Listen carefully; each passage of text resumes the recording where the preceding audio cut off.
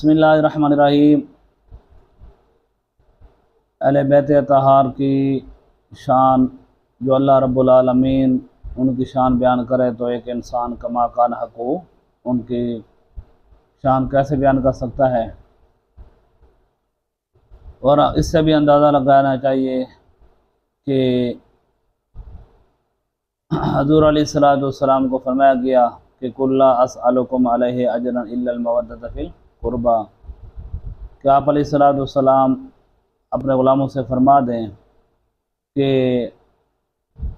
میں نے تمہاری خاطر اتنی تکلیفیں کاٹیں، اذیتیں برداشت کی، تو اس پر میں آپ سے کوئی مطالبہ نہیں کرتا۔ ہاں، صرف ایک چیز کا مطالبہ ہے کہ میری آل اولاد سے جو ہے مودت رکھنا، محبت سے بھی بڑھ کر یعنی محبت کی انتہا کر دینا، مودت رکھنا۔ اور دوسرا حضور علیہ السلام کا فرمان نشان ہے کہ میری جو ہے اہل بیت کی مثال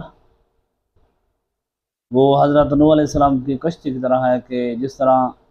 نوح علیہ السلام کشتی میں جو سوار ہو گئے تھے وہ نجات پا گئے تھے، وہ جو رہ گئے تھے وہ ہلاک ہو گئے تھے، تو اسی طرح جس نے میرے اہل بیت طاہر کا دامن تھام لیا وہ کامیاب، اور جس نے دامن نہیں تھاما وہ ناکام اور نامراد ہو گیا۔ اور دوسرا مستدرک للحاکم کی روایت بھی ہے کہ کوئی آدمی کہ جو مقام ابراہیم اور حجر اسود کے درمیان وہاں پر وہ نمازیں پڑھتا رہے، روزے سے ہو، وہیں پر اس کو اگر موت آ جائے،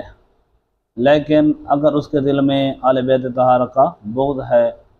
تو پھر خانہ کعبہ کا عصیان ہونا، مقام ابراہیم اور حجر اسود کے درمیان میں ہونا، روزے کی حالت میں ہونا اسے کوئی فائدہ نہیں دے گا، بلکہ وہ سیدھا جہنم میں جائے گا۔ تو اس سے بھی پتہ چلتا ہے کہ اہل بیت طاہر کی محبت کتنی ضروری ہے۔